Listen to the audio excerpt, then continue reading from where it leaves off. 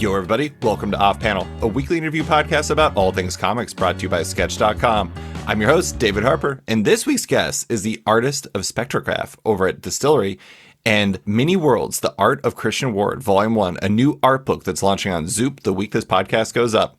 It's Christian Ward. Thanks for coming on, Christian. Hello, David. Thank you for having me. How's your day been so far? It's been pretty good. It's been a writing day today. I've had my scripting hat on, which is always quite nice. I tend to have a writing day not every week, but I like to have it at the start of the week. It's a nice ease into kind of like back into comic book work after spending family time with the kids and everything at the weekend. So today it's been tap, tap, tap, right.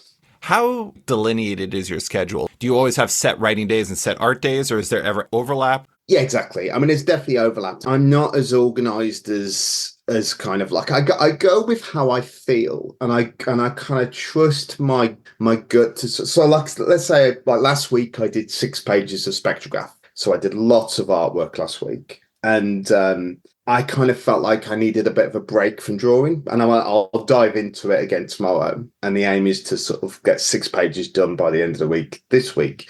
So it's just about like what part of my brain needs a bit of a relax and what part of my brain needs a bit of a recoup. And also like I'm working, I can't tell you what it is yet because it's not been announced, but this thing that I'm scripting at the moment, it was one of the situations where I had a bit of a brainwave in the shower yesterday where I kind of solved a story problem that I hadn't quite kind of got my head around yet. So I wanted to kind of sit down and you know, while it was fresh, really kind of get that down. So it's about kind of following where my creative flow feels like. I think it's important not to kind of force things. I mean, the deadline is king, so you follow the deadline. So you always go, okay, well, this needs to be in on this date and this needs to be on that date. So you have to kind of like prioritize based on that. But while you're in this, I mean, my deadline for the next issue of Spectregraph's not until next month, so there's loads of time there. And the deadline for this script is ideally this week. So you follow that. So that's kind of what I do. How much do you have to follow momentum? Like if you are on a roll when it comes to Spectregraph, do you just lean into it? Yeah. Obviously, deadline is king, but it seems like, you said you were in the shower, you got this idea, you know what it is, you want to flow with it. Would you, in theory, work the rest of the week on that? Or is that no-go? Oh, that would be a no-go. I mean, I don't really have the luxury of time to be like, okay, I'm going to spend a whole week scripting. That just doesn't happen. I mean, what I tend to do most weeks, like I'll find that I'll work in the day on Spectregraph and then have dinner with the kids and put the kids to bed and everything. And in the evenings when I tend to be more tired, I'll write. That's when I'll do some writing because, drawing, my dad used to work in a factory. That was a very physical job. And drawing is not to that level of physicality. But, I'm working on a big Cintiq, which is just off screen here. And, the arc of the shoulder and stuff, I'm having a lot of, now I'm getting closer to 50, I'm finding a lot more strain on my physical body as I'm working. So I tend to find that a day of drawing is nicely complemented by an evening of writing. And that's a way of kind of managing the stresses on my body and just like thinking, okay, I'm a bit tired now, so I'll do some writing. Unless, as you say, unless I'm really, sometimes I'm doing a spread for Spectregraph that I'm really excited about and trying new things. So you kind of, it's that balance of listening to your body, but also following your enthusiasm and excitement for a project. And, what am I most excited about at any given time? And if the deadline's allowed, that's what I focus on. I might be overthinking this.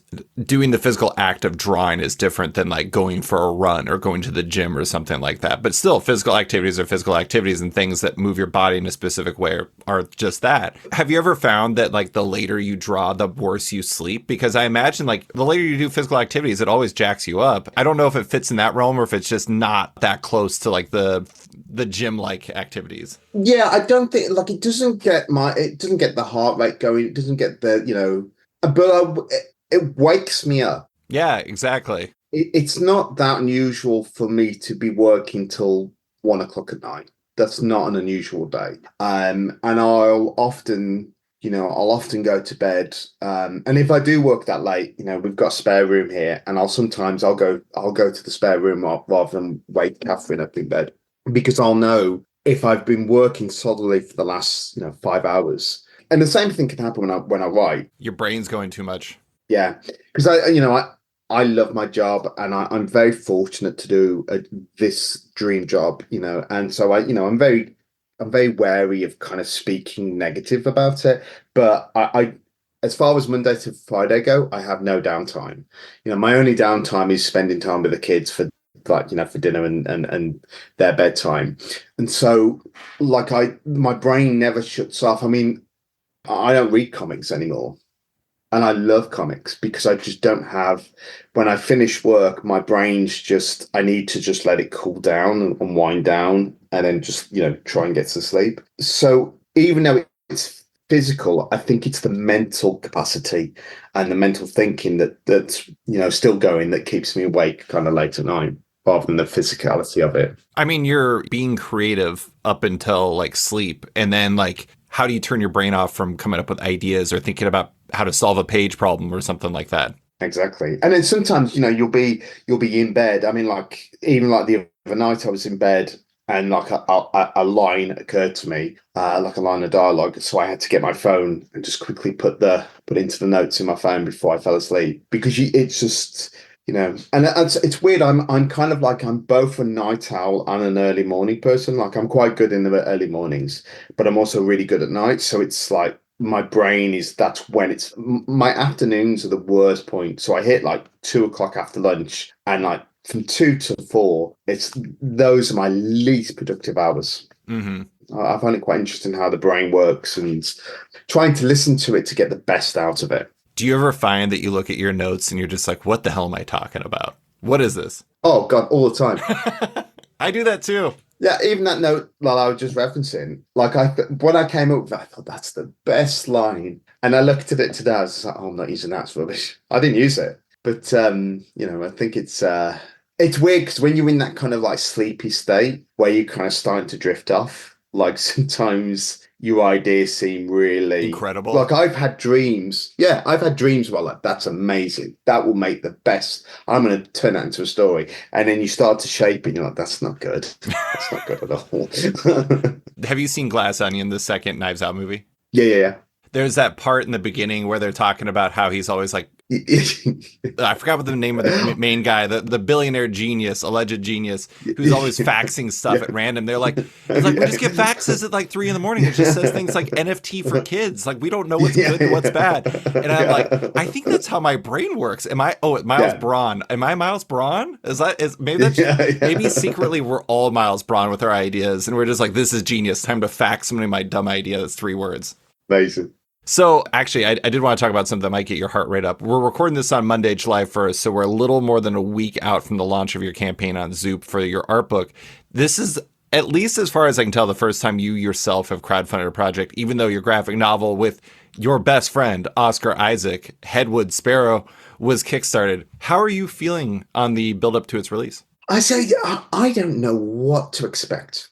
And I'm trying to keep, and the thing is, I have no expectations about this at all because, what I don't want to do, like I remember like when Liam Sharp did his art book and it kind of exploded and he did really well on that. But I think I don't really want to go into it and think, this is the amount of money. I even said to Jordan, I'm not really, the beauty of this book is I'm working on Spectregraph right now, and that's my day job. And that's paying my mortgage, that's paying for all my bills and everything, and I'm fine. I'm sorted. So this is very much kind of like an extra thing. So there's no pressure on it that it has to make X amount of money for me to hit, what I need. This is all extra. This is all, just a nice little thing. And really, it's not really for me. I'm kind of doing it because I think it's something that fans will like. And like, I'm quite excited to get the final product in my hand, the final book in my hand, because for me, it's about marking 15 years and actually, maybe really more, like 20 years of being the artist I am now and like that journey and actually having that in my hand from a personal point of view. I'm quite looking forward to having that. So I mean, I think kind of like you want to go into this and think, well, hopefully people care and are excited, and you want to be an artist that people are excited about. So there's an element of trepidation there that I hope people are as excited and are into my art and the journey of my art as I hope they are, rather than, a financial amount of money that I want to make. I am nervous, but I'm also excited about the book that we're going to make. I've got a very rough PDF put together of a selection of artwork. There's about 120 pages of artwork, and it's such a wide breadth of work that I've produced over the last 20 years. And it looks really cool together, and the flow of it. I think it's going to be a book to be proud of. And it's always cool to be working on something you're proud of. Yeah, I do have to say, I think you actually have a really healthy perspective on this. And granted, it is aided in part by doing Spectregraph, so it's not like you're only relying on it, as you said. Yeah. But I think one of the difficult things with crowdfunding, because I crowdfund Sketched and I crowdfund off panel, it's all funded by subscribers. There's no ads except for Zoop does advertise and then one other advertiser on the podcast. That's it.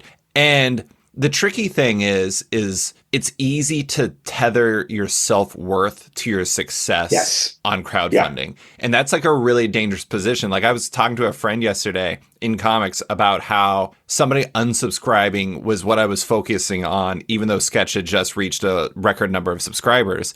And it's interesting how you can get like so myopic staring at like the perceived negative.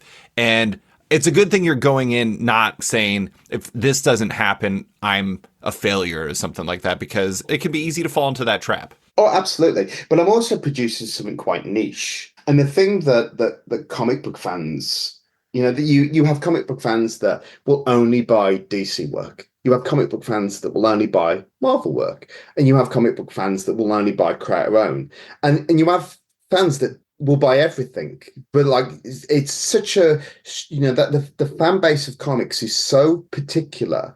Look, here's the thing. I was talking about this the other day with a friend of mine. I'm not religious at all.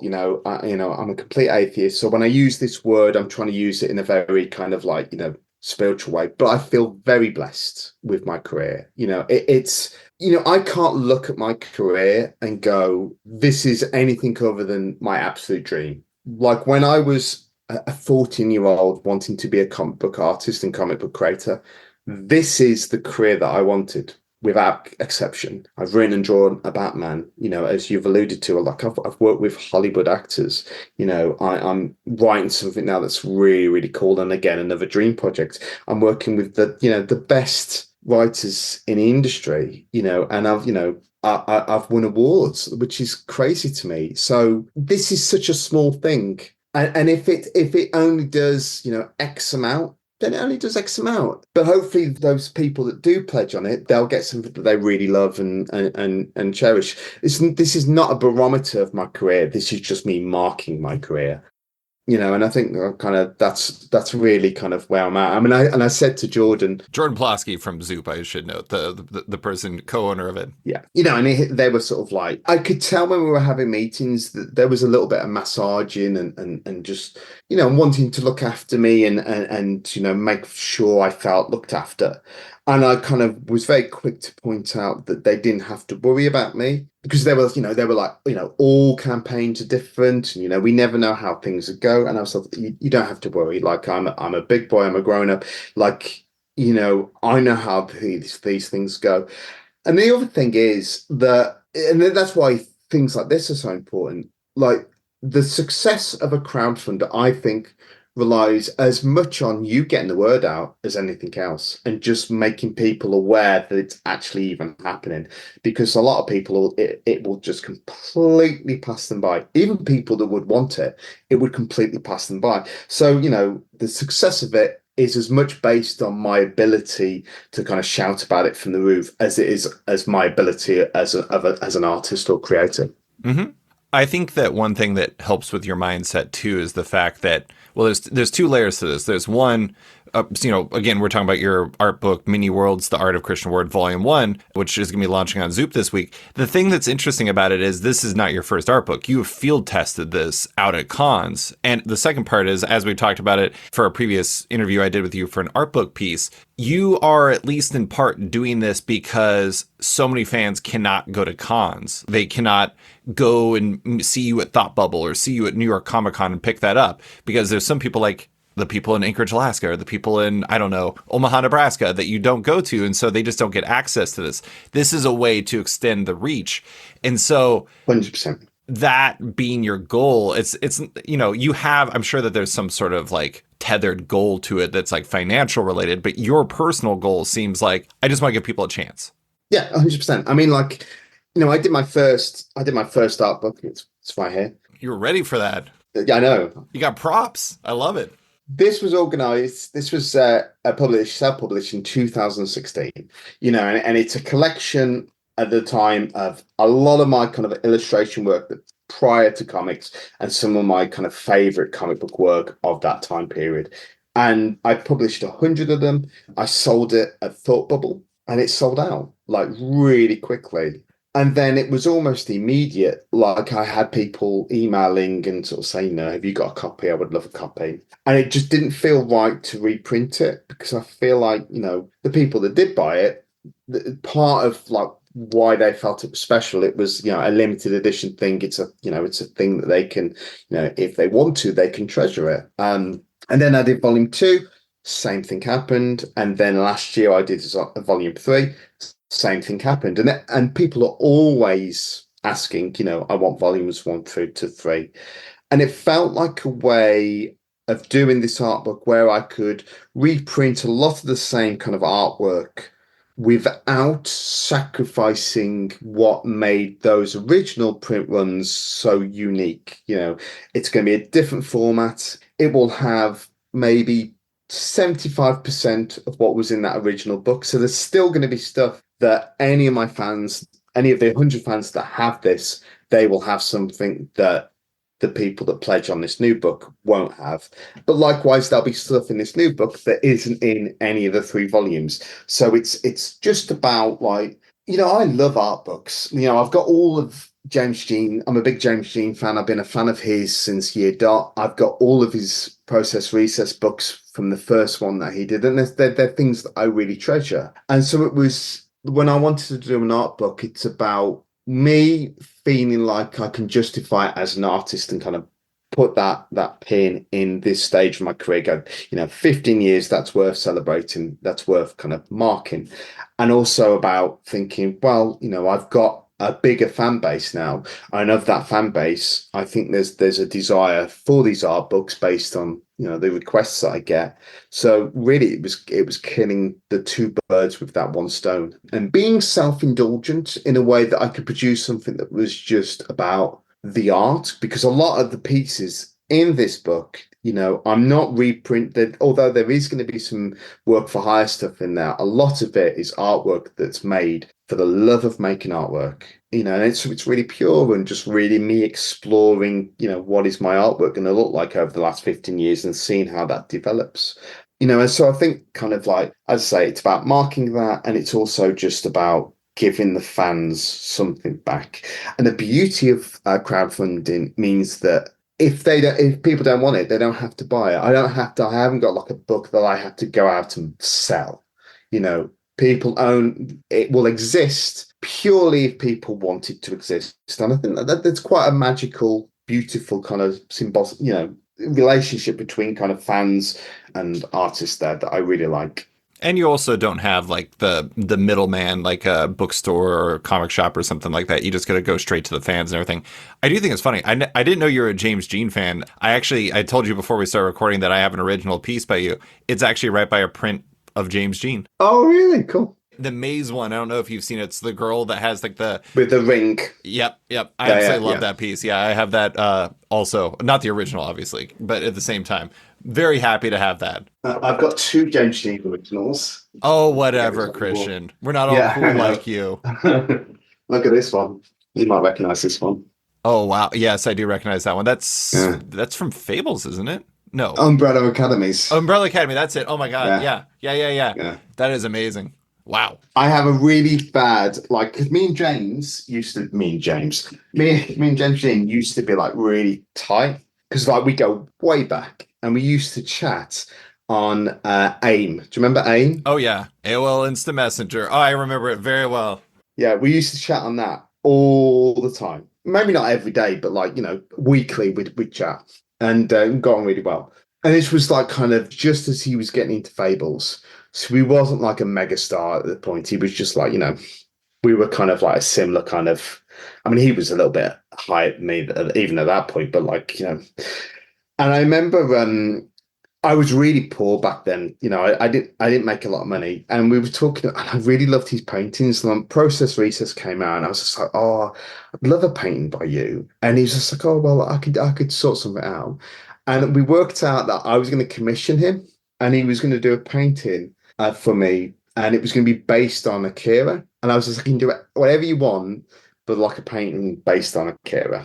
And he was going to charge me $400. Oh my God. I know, but at the time, that was like a huge amount of money for me. Oh yeah. And I was just like, I can't justify it. I can't justify spending that amount of money on just like a piece of art. So I just like, I said, I don't think I can.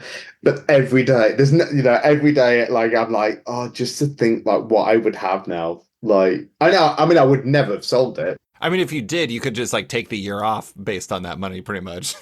Yeah, I mean you could, couldn't you? But but my kids would have been all right. But yeah, so yeah, but so like a lot of what I want to do with this art book is based on the emotional feelings that I got being a James Jean fan, looking through his art book. I want to give that to people that might be fans of mine. And now, a quick word from one of our sponsors. Looking for the right place to read digital comics? You can find it at Omnibus. Omnibus is a modern digital comic book store and reader app carrying your favorite single issues, volumes, and omnibuses all day and date. It's just like a comic book shop where you pay per book, but digital. And the team at Omnibus has massive news. It's now available everywhere, including iPads, iPhones, Android devices, and its web reader. However you want to read comics, you can find it on Omnibus and all in your pocket. Looking for an ideal digital comic book store with an excellent shopping and reading experience? One that uses novel discovery features that helps fans find their next new favorite book, and one that features many of the best publishers, including Image, Boom, Dark Horse, and more? You can find it all on Omnibus at omnibus.app. And now, back to the show. So one thing I'm curious about, I actually just did an interview with Russell Dauterman about his art book, The Marvel Art of Russell Dauterman. And one thing I thought was interesting about that was he was doing something similar to you, where he was trying to distill like a decade of work into one book that had a finite amount of pages. And yours, I think you said it was about 120. Was it 120 you said? Yeah, we're 120, but we've sort of said that I mean, we haven't worked out the stretch goals. We might do, it might be that, we'll jump up by whatever the next page count is. But yeah, it's going to be somewhere between 120 and I say 150 pages. So 120 to 150 pages. By nature, you cannot include everything. And I think that process is interesting because you're having to kill your darlings. You're having to get rid of art you probably really like. How do you tell your art story in that finite a number of pages? Is that difficult? Do you know what I'm going to say? Not as much as you would think. It's quite instinctive, and it's about kind of there being some sort of story or journey as you go through. So it's how, in most cases, I'm going to have full page art. So, does that piece mirror that piece? Which piece comes next? Are the pieces collected together? Like these are all kind of like sci-fi influence. These are all filmed influence. This is my section where I did kind of like when I started to create my own comics. So it's about really as an artist, I think, kind of like instinctively what are the cool pieces, like the kind of the images that like that needs to be in. Where it gets a bit trickier is when you want to have the more obscure kind of pieces that maybe haven't been seen, that people might be just interested in seeing, because those ones are sometimes less successful, but sometimes more interesting, even though they aren't as successful. So that's when it gets a bit trickier. But then you're guided by just like how well do they look together. Sometimes there's like an image that just you can't really pair it with another image. You just like, okay, that one goes. It takes me a while. Like I have a folder with, and what I do is I put all the images in the folder and then I make the thumbnails really big. And then I just move them around and put them next to each other. And then I'll go away and then I'll come back to it and I'll just keep moving it around. And it's just, eventually you kind of whittle it down. I like the idea of having less rather than more because you want every piece to be, really good and really worthwhile to be kind of in the book. But it is, as I've said, it's just quite instinctive and just having that flow of a story, you start here and it has to feel like it's going somewhere. The other thing about it being finite is the fact that there is volume 1 at the end of the name. So that does Yeah. imply the potential existence of a volume 2 or perhaps even a volume 3. Oh, absolutely. I mean, I don't know. We'll see how this goes. I mean, like one thing that I mean, like, I do a lot of covers every year. I mean, I think last year I was close to 100 covers. So, there's a constant amount of work that can be, put in books like this. But also, I'm very aware that I want art books to like this to be, a big part of them to be personal artwork. And obviously, the busier I am with my kind of like work for hire stuff, the less time I have to be indulgent. But I think, in 5 years' time, I could very well see there being a volume two. I don't think it'll take me 15 years to get another volume, hopefully, but definitely multiple volumes I could see. Are you including for hire work? Very little, Mm-hmm. very little. I mean, there's kind of like there's like a kind of unwritten rule of thumb of like how much you can kind of include or not include. And so really the amount that I'm using is purely for kind of illustrative purposes to kind of show the journey rather than this is not a kind of art of Marvel or art of DC book. There's going to be like, a few pieces in there, but this is very much just like my journey as an artist and my personal journey as an artist. One of the things that I always hear from artists is that revisiting work can be a painful process because all you see is the mistakes. You are bathing in that right now. You're just diving Mm. into a whole bunch of old work. What's it like to revisit your own story as a comic artist and all the pieces from your past? Has it been a fun process? Painful? Where you at? Oh, it's not painful at all. I'm not a subscriber of like here's the thing, okay. So this is your journey as an artist.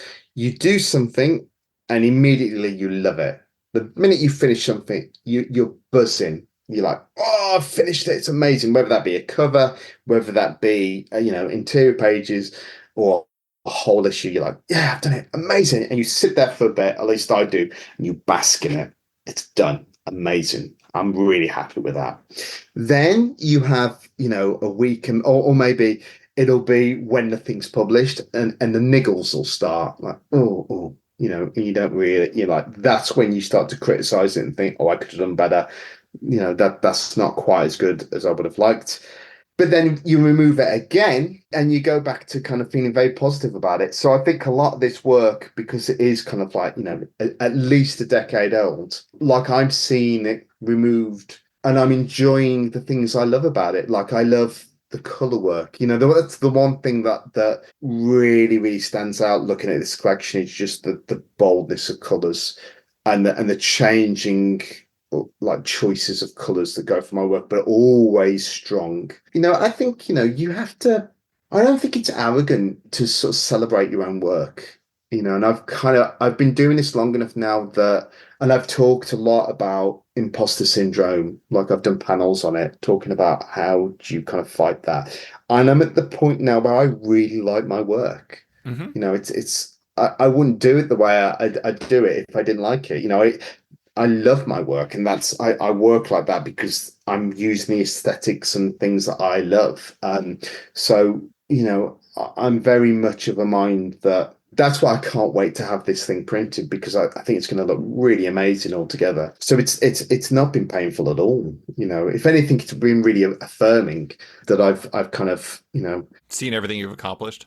yeah, absolutely, and just seeing like kind of even though 15 years ago, it's developed and I've become a better storyteller and a better comic book artist now. I could see the DNA of who I was going to become in those early pieces. And that's really exciting to see. I have to say, if there's one theme to this podcast so far, it's that you have a uniquely healthy mindset for an artist. Because I'm not saying others don't, but it's just that it's easy to get, like I said before, it's like easy to just see the mistakes. And it seems like you have your phase with that, but it's like you kind of come to terms with it. You find peace with it, and then really focus on the things that made it work. And I think a lot of people can't get to that. I mean, I struggle with that with my writing. I mean, I think people struggle with that with whether an artist or writer or architect or whatever. Yeah, I mean, I think and I have, I worked with my friend Patrick Reynolds, just recently on a project that's going to be announced probably around the same time that this podcast comes out. And that's a thing that I've written for him that's basically about feeling like an imposter and being racked with self-doubt. Because one thing I learned about Patrick when I was doing Bloodstained Teeth with him is he was this incredible artist and lovely, lovely man, but he was just racked with self-doubt. And I really took it upon myself to try and help him and hope that that how I feel about myself rubbed off on him. But it was really interesting because I kind of went back and I read an interview that I'd done, and I think it's when I did Black Bolt, so not that long ago. And I was saying all the same things that Patrick says now about his work. And it absolutely reading these that I'd put out in the world and been very public. And it was being very like, oh, I wish I was better. And I was, and it made me want to shake past me and just be like, You've just done a Marvel book. You're doing great. And how you feel about your artwork has nothing to do with your success. Because if it did, you wouldn't have it now. And I think kind of that's the realization I had a couple of years ago that how I felt. In fact, I won the Eisner for Invisible Kingdom. And all the way through Invisible Kingdom, I was frustrated with it not looking quite as lush as I wanted it to look, just because of deadlines and not being able to spend as much time on it as I wanted. And then I was blown away to win this Eisner, and in my head the whole time I'd been going, it's not as good as I wish it was. And then the reality of it was as good as it needed to be. It told the story. You connected with the characters. I did justice. I did justice to Willow's story, and it became really beloved by lots of people. So just because I felt like I wanted to spend a little bit more time on it, suddenly felt very selfish and very self-indulgent. And I think there's a big part of narcissism tied up in feeling negative about your work, because when you're doing a comic book, it's not really your work. If you're writing the story as well, it's a little bit more your work, but you're not producing it for yourself. The act of doing it is for yourself, but the final thing is not for you. You're doing it for someone else. You're doing it for your audience. And so really your thoughts on it don't really come into it. It's very much about like, if the fans like it, then I've done my job. And luckily I've been very lucky that I've got a really good fan base and people seem to really like what I do. So I just put my trust in them. I do love that you have 3 Eisner Awards directly over your head as we're talking. I know. Sometimes I like to position myself. So my eye line is perfectly there. Yeah. If I ever want to flex when I have a Zoom, I always make sure they're in the shot. I love it. I did want to quickly talk about some of the highlights and learnings from those 15 years. And one of the questions was, of all your projects, which do you think you learned the most from? It seems like it might be Invisible Kingdom, or at least the process of that.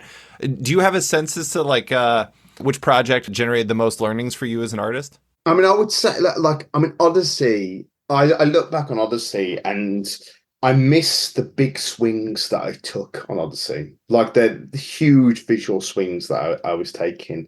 That was me really stretching my legs, and I don't know if I've hit the parameters of where my area of comfort are again since that. So there was definitely a big amount of learning in that, and obviously that on a technical level was halfway through that book I shifted over to digital. Right. So the second half that was a huge learning curve because I'd never done fully digital artwork before. So it was about learning to draw on a Cintiq rather than scanning artwork in and then coloring it. But then that brought possibilities and ways that I could kind of approach my artwork, which I'd never done before. And I became a far more kind of a paintery kind of artist. But you learn something from every book. And every book that I do, it's about like what can I learn from it? Like you were talking about head wounds earlier.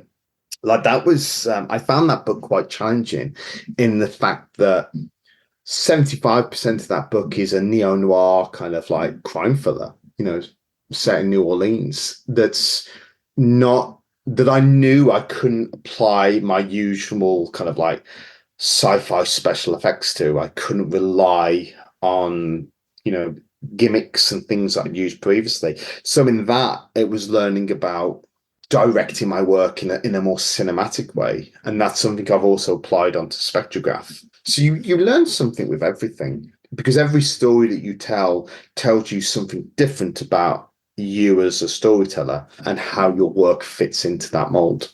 Do you feel like when you went through your art for the art book that maybe you learned something from your previous work that you might want to bring into your present work? Because it's interesting. It's like Odyssey. Odyssey by nature, to some degree, is going to be a bigger project or like a project with bigger swings because it was matte fraction. Yeah. It was this big story.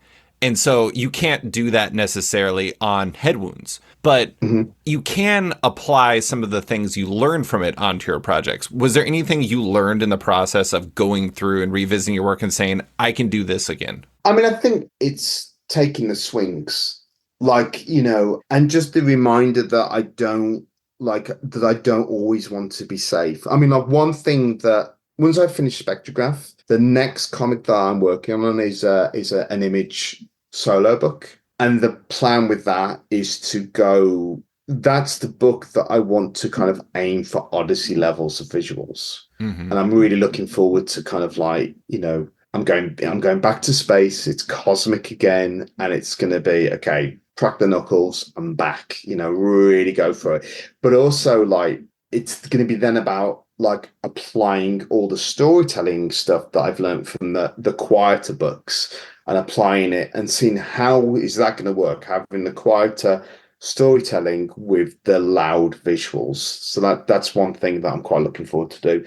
But like I think kind of as I've kind of said, I really like my artwork. I'm not really inspired consciously by other artists. Like we've talked about James Jean. I love James Jean. I love Frank Quietly. I love Dave McKean. Those three are like my kind of Mount Rushmore. I think one thing that's interesting is like, not to bring in a complete aside, but like your art book's intro is by Sam Lake, the guy who runs Remedy Entertainment.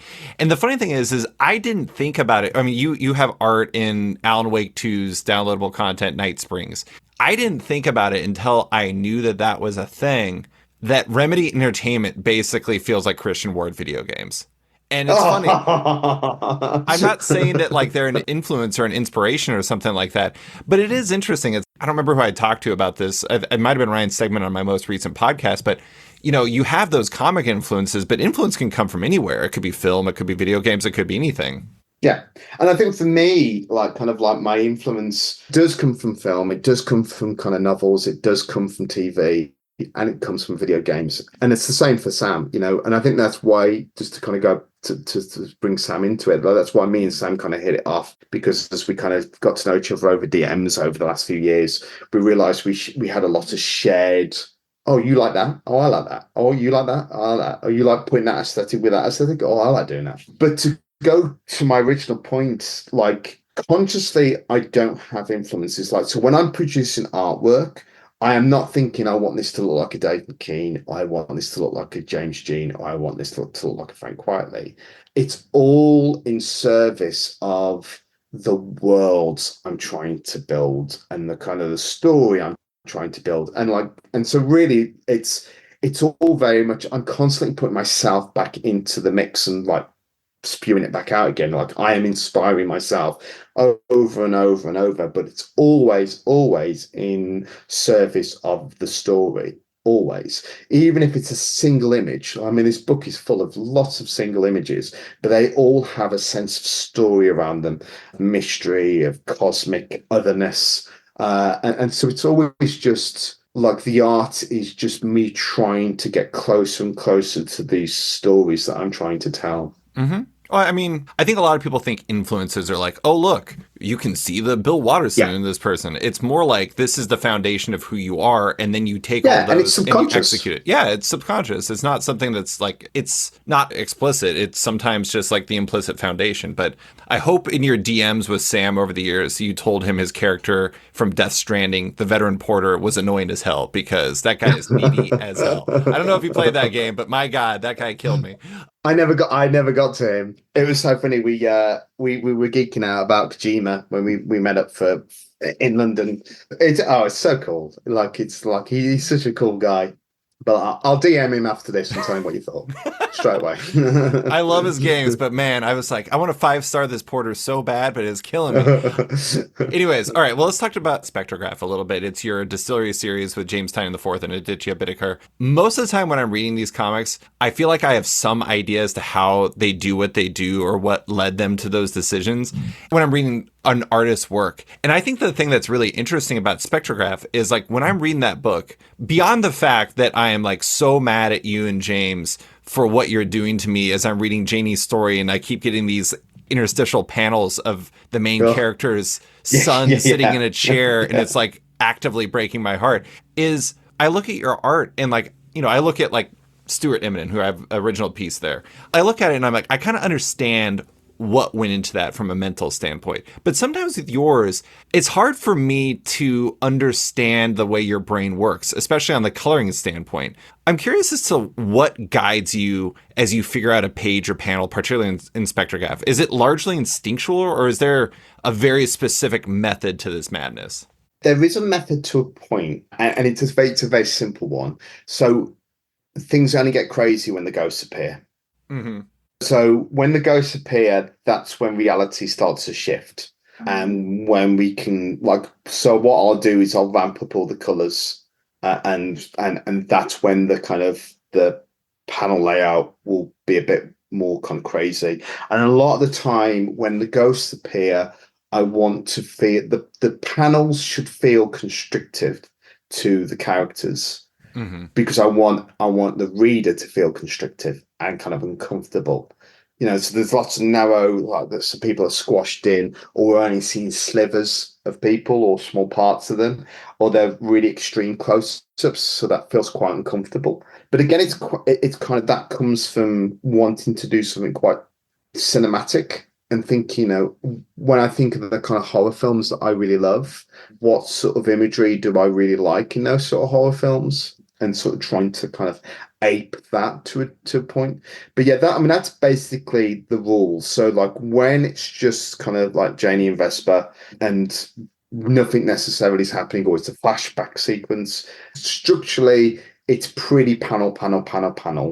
And then we break the grid when the spooky stuff happens.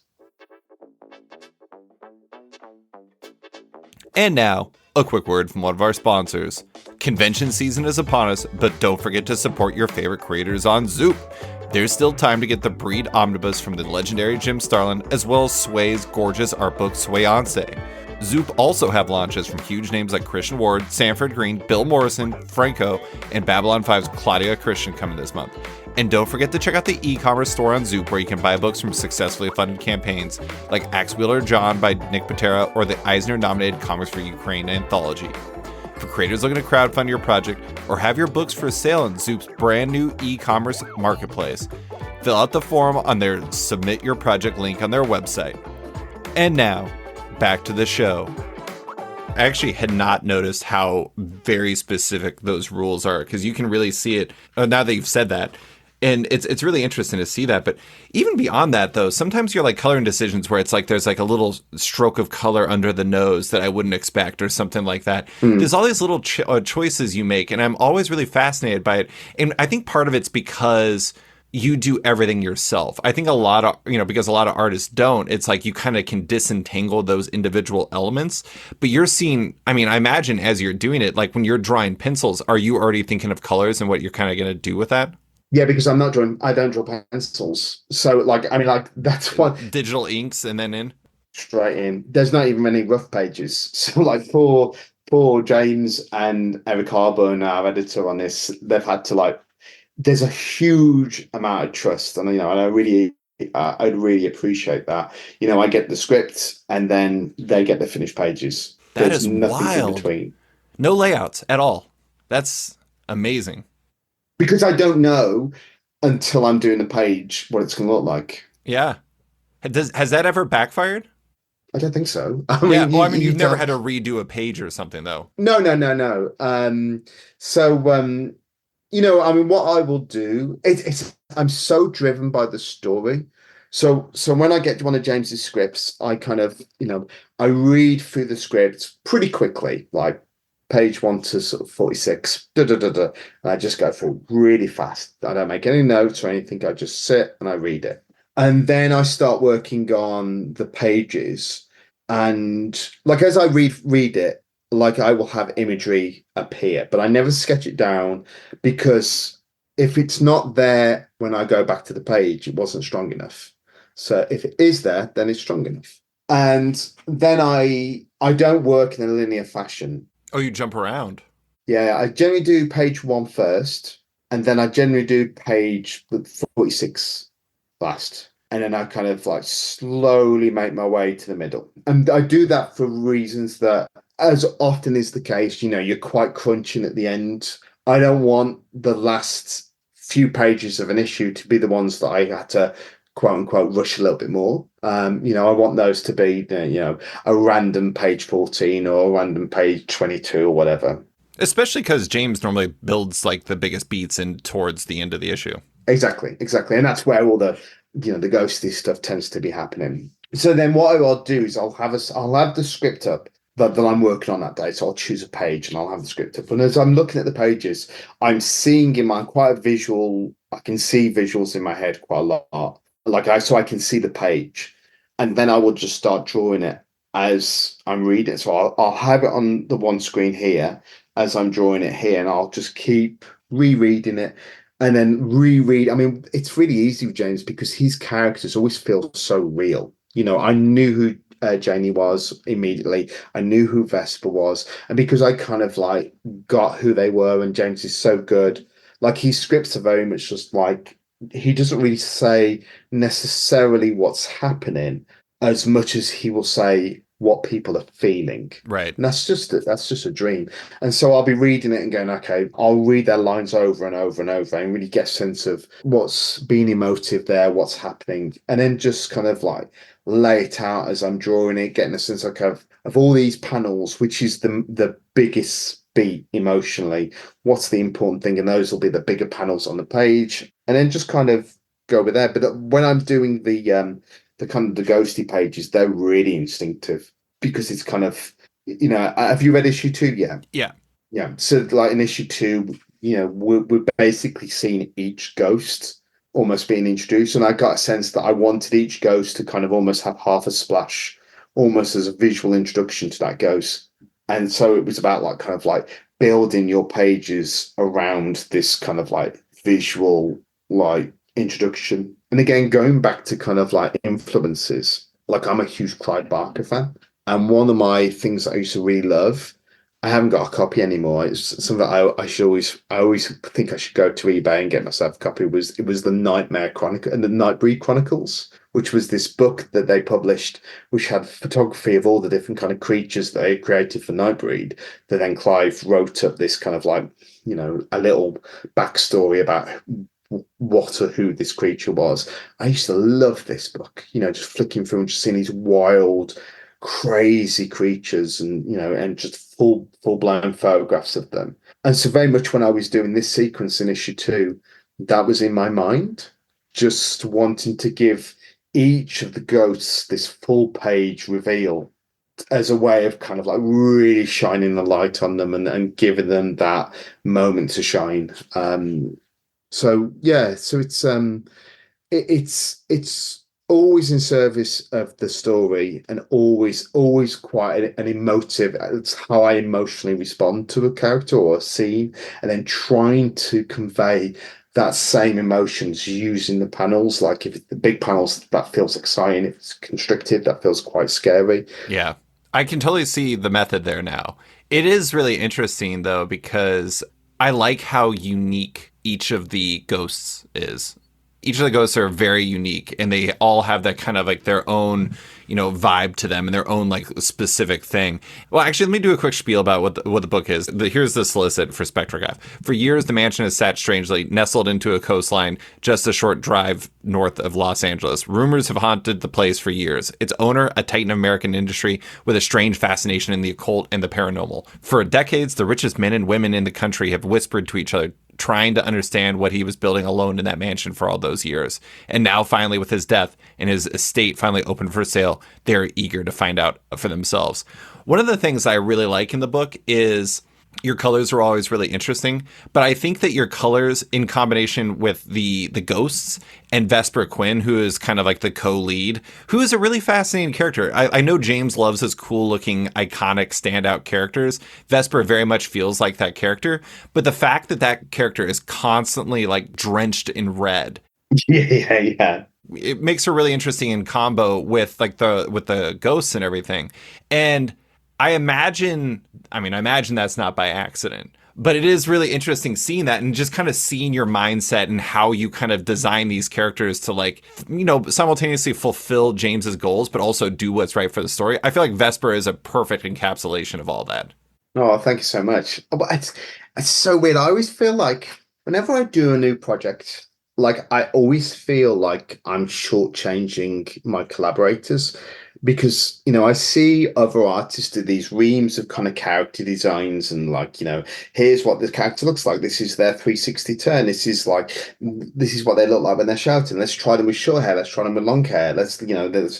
And like I never do that ever. I'm trying to think of a time where I didn't just draw the character as they appear in the comic straight away. Like it's always just like a real gut feeling. This is and it's weird. When you're reading a novel and you picture that character in your Yeah. head, I have the same thing reading scripts. Like the character will just appear in my head, and not just with James's scripts, with every script I've ever done, the characters just appear.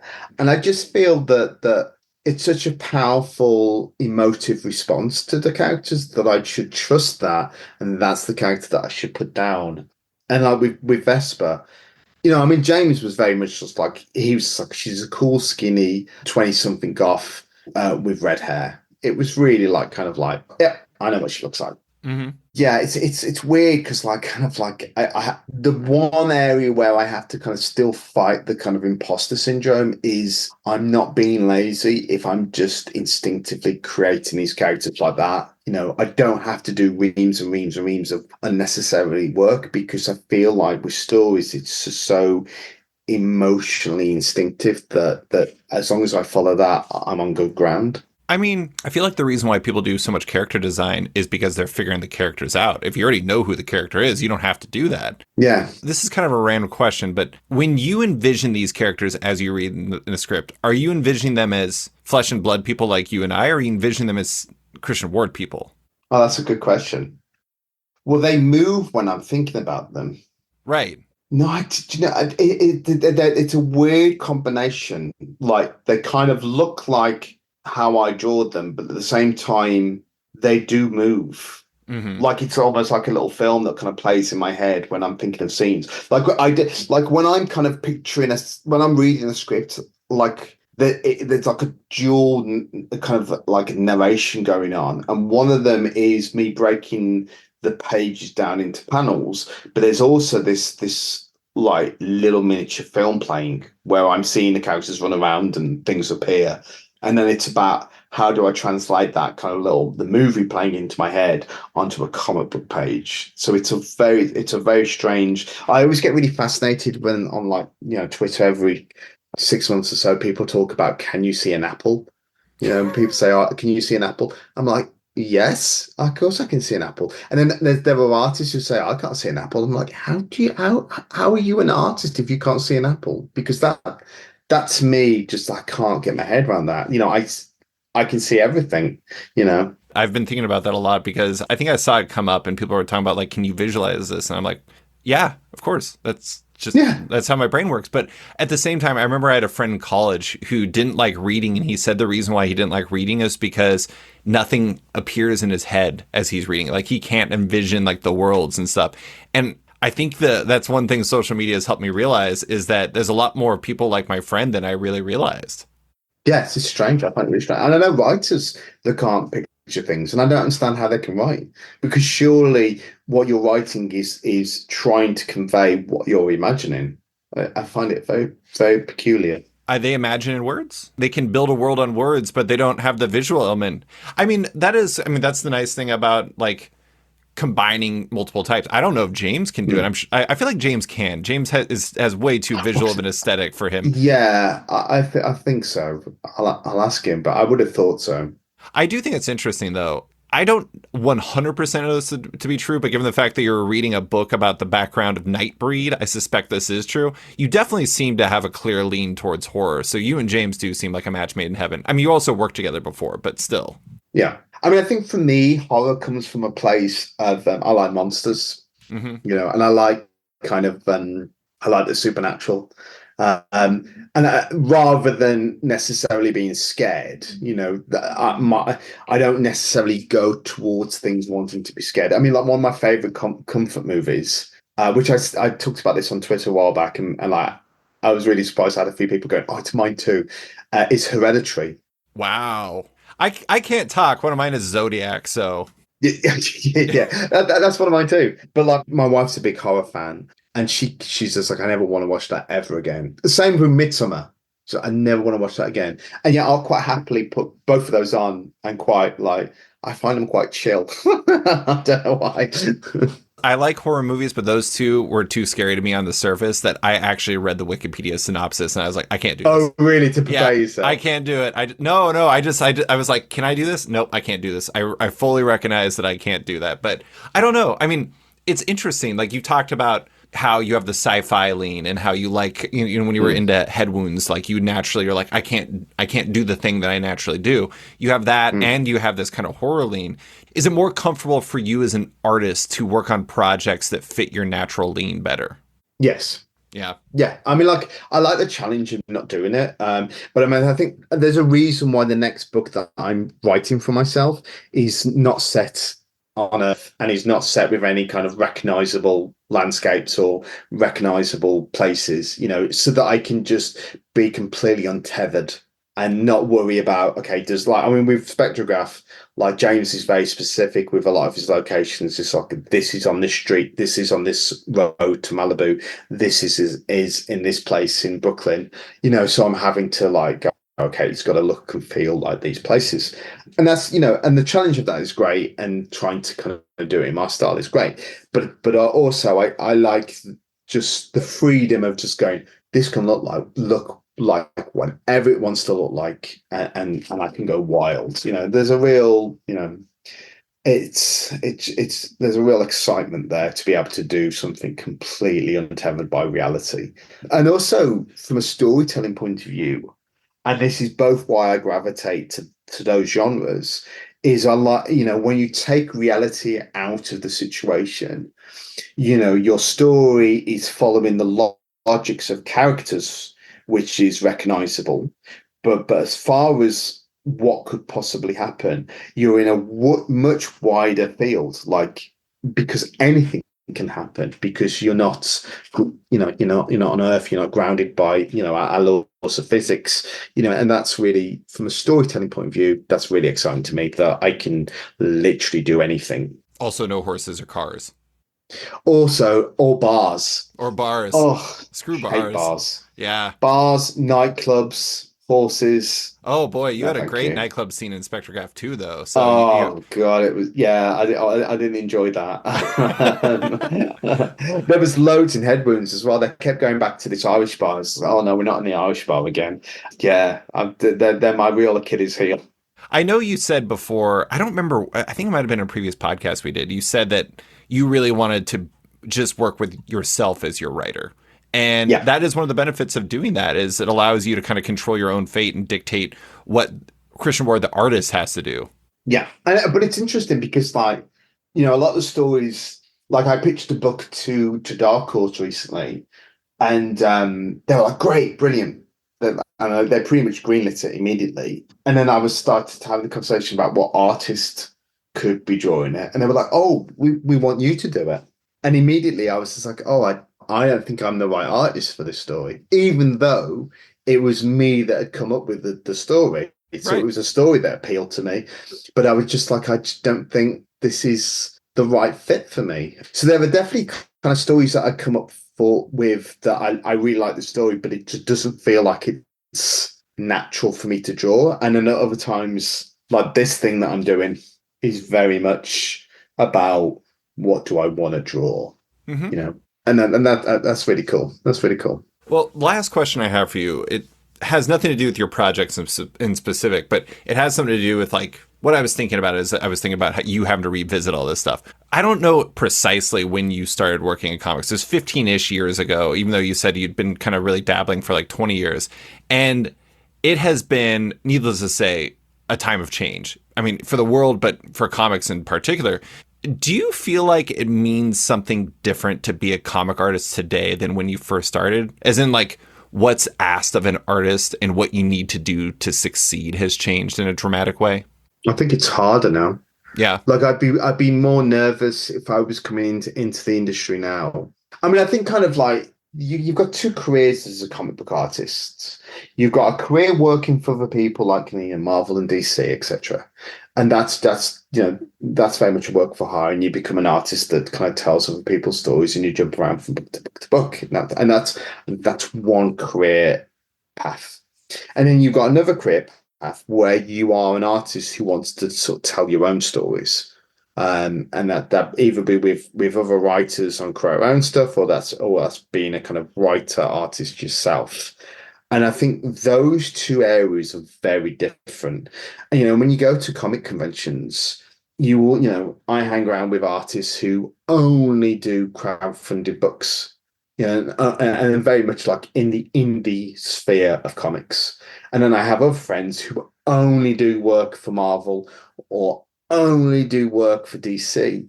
And they're both comic book artists, but what they do and how they manage their career couldn't be any more different. And I'm sure I'm sure countless Oh, yeah. people like this where, and so I think kind of like depending on where you are, different things occur to you or have to be managed. If you're a create your own artist, you have to be thinking about crowdfunding. You have to be thinking about. I mean, here's the thing. I think to be a really successful comic book creator, whether you be an artist or writer or combination of the both, it's being able, and this is probably more true now than when it was when I started.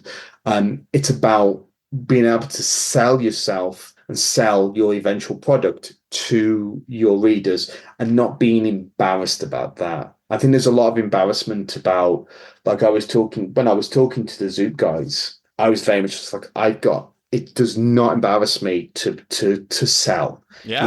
and when I go to the convention, I am not embarrassed. People come by my table who don't know me from Adam, and I've got my art prints there. And if they show me some interest, I have no embarrassment to sort of like give them the patter and be engaging and pleasant. It's not a hard sell. It's just like, yeah, I think like it's about this, or this story's about this, or if they pick up a print again, I'd be like, that's going to look great on your wall. Wouldn't it look great with this? Oh, it's and I'm like, what the best thing about this is, it's comic book art, but it's for people who don't love comics. Yeah. Everyone, you'll have people come in and things like that. I'm not embarrassed about that because I love my work and it's about selling. And I think kind of like to be a successful creator and hopefully one with a long career, I think you have to be able to be your own manager and not be embarrassed about selling your work and selling yourself as an artist, as a creator to the world. Because one thing that probably is easier is you have a far more direct market, and I don't mean the direct market. The fact that you've got social media, you've got kind of like Instagram, you've got like kind of like webtoons. There's lots of facets now that you can use to kind of get your stories out there. A lot more than perhaps when I first started. But with that, there comes more competition. And so you have to work harder to kind of like, be seen amongst the crowd. So, it's comics don't change. The way they are sold changes. Yeah, that's actually one of the main reasons why I brought it up is I'd seen a number of cartoonists who were doing posts on social media that it was primarily cartoonists who work on like graphic novels in the book market. And like they were doing them as kind of marketing tools, not just for their products, but also for themselves. And it's just a necessary part of the world today. Yeah, absolutely. And you shouldn't be embarrassed about it. I think kind of like there's no shame in it. You're not working for the man if you're trying to sell. There's a lot of like, big corporations trying to sell things one things, but a single artist trying to sell, his or her their work, that's a completely different thing and should be celebrated. I struggle with it. I'm so envious of you, but Christian, you're good at it, just like you're good at everything else. Oh, thank you. But that is all I have for you. Thank you so much for taking the time to talk with me about Spectregraph, your art book, and everything else. I really appreciate you taking the time. You're welcome. Thank you so much for having me, David. Thanks for listening to this week's episode of Off Panel with writer-artist Christian Ward. You can find him on social media and his work in Spectregraph at DSTLRY and Mini Worlds, The Art of Christian Ward, Volume 1 on Zoop. Big thanks to Deanna Chapman for stepping in to edit this episode. If it sounds better than usual, it's because of her. Love Off Panel, want to support it? Subscribe to the podcast on Apple Podcasts today. You give the show a rating or review while you're at it, but 5 stars only. You can also support the show by backing it on Patreon. Find the show at patreon.com/offpanel. And when you back it on there, you get early access to each week's podcast, as well as weekly content and more. Want even more? Subscribe to my Eisner-nominated subscription comic site, Sketched, at sketch.com for long-form articles, interviews, and the rest of the site's content. You can find Off Panel and Sketched on social media by following on Twitter and Instagram at @sketchcomic or following me at @slicefriedgold. Big thanks to all my existing patrons, including David Wilson, Joe, Benjamin Wilkins, Chris Hacker, John Neesmith, John Auerbach, Dustin Weaver, Ninja Assassin Love Story Webcomic, Brandon Heyman, Aiden Hammond, Kenny Myers, Faith Aaron Hicks, Ah Yeah Comics, Ben Rowe, Cameron Brown, Jonathan Breen, Danny Ollie, Charlie Stickney, Tom Drennan, Jeremy Thomas Burke, Jared Schwab, Scott Dunn, Chip Mosherd, Seth Pomeroy, James McEwen, Andrew Lehman, Christina Merkler, Scott Place, Travis Gibb, Darcy Van Polgees, Travis Schmeiser, Tom Evans, Reed Beeman, Kelly Sudaconic, Max Wood, Jeremy Lambert, Brian Hole, Near Levy, Jason Hussa, Kieran Gillen, Jonathan Kent Uratam, Henry Johnson, Jingo Boren, James Tynan IV, Chris Langford, Jason Wood, Tom Peachy, Ben Domstead, Rom V, Nick Walker, Patrick Coyle, Isaac Oren, Capes and Tights Podcast, Klaus Vandeven, Submit Industries, Jack Mulqueen, Carl Kerschel, Robert Masella, Elza Chartier, Luke Nakashoji, Dr. Luke, Scott Hazelwood, Canadian by Proxy, Bradley Rader, Carl Troy, Brandon Pills, Patrick Brower, Declan Shalvey, Dan Garino, Adam Freeman, Ben Wild, Brian Klein Q, Leona Kingus, Nick Bennett, Daniel Whitfield, Susanna Polo, Reed Hinkley Barnes, Mario Tiambang, Andrew Creta, Stefan Hull, Philip Myra, Chris Pachala, Torrin Grunbeck, Fuzz Bubbles, Christopher Todd, Transmitter Down, Waltz Comics and Books, Akil Wilson, Alex Dimitriopoulos, Terry Dodson, Wesley Giff, Sean Kirkham, Julio Anta, Brett A. Schmidt, Jason Goodmanson, Paul Reinwan, Vita Yala, Akil, Philip Seavey, Al Ewing, David Kelly, Nick Polito, Jason Assey, Adam Bogart, Matthew Taylor, Nick Patera, Jacob Sorelli, Ford Gilmore, David Brawley, Nick Hall, Bjorn Basin, John Hendrick, Ian Maxfield, Cliff Chang, Colin McMahon, Adam Heifel, Fiona Staples, Mark Abnett, Michael Shirley, Tom Barnett, Jim Demonakos, Norbert, Nick Lowe, James Kaplan, and Mission Comics Art in San Francisco. You guys are all the best.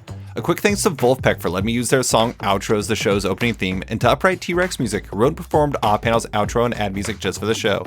Check out both their music on Spotify because it's completely delightful. Thanks for listening, and tune in next week for another episode.